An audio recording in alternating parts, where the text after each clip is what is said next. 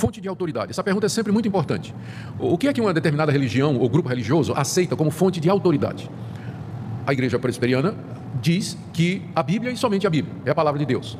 Se você for para os Mormons, eles vão dizer a Bíblia e o livro de Mormon.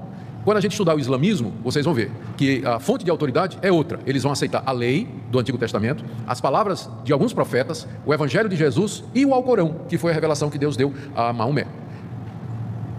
Sempre o Espiritismo, como nós vimos no domingo passado, aceita como fonte de autoridade a Bíblia e as informações dos espíritos através dos médiuns. O que a Igreja Católica aceita como fonte de autoridade? Ela tem 3 fontes de autoridade, enquanto que os protestantes protestaram contra isso, e o lema da reforma foi sola escritura, exatamente esse ponto. A Igreja Católica tem 3 fontes de autoridade. Primeiro, a Bíblia. Ela aceita a Bíblia como sendo a palavra de Deus. Só que para ela, a Bíblia não é uma revelação fechada, completa.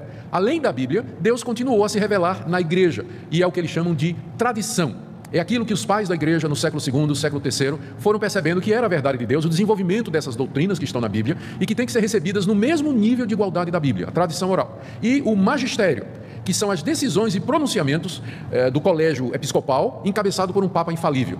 Então, essas 3 fontes constituem a base de autoridade da Igreja Católica.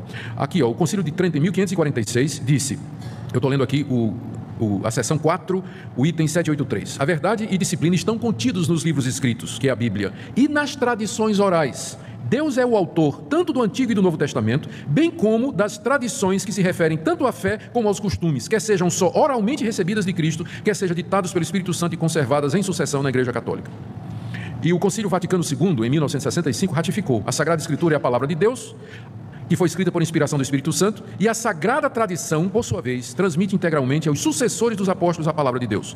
Ou seja, em resumo, a Igreja Católica aceita essas 3 fontes. Isso explica porque é que você vai encontrar na Igreja Católica dogmas que não estão na Bíblia. Tipo assim, a virgindade perpétua de Maria, Maria nasceu sem pecado, Maria subiu aos céus depois da morte. Nada disso está na Bíblia. Mas é que o católico não aceita só a Bíblia. Ele aceita a revelação constante que Deus vem dando através da Igreja, através dos concílios e através dos papas. Então, na hora que você puxa a discussão só para a Bíblia, não é? Aí o católico que conhece a sua doutrina vai dizer, sim, mas a Bíblia não é a única fonte de verdade. A Igreja, ela continua recebendo revelações de verdades da parte de Deus. Em resumo, essa é a principal diferença. Sobre a Igreja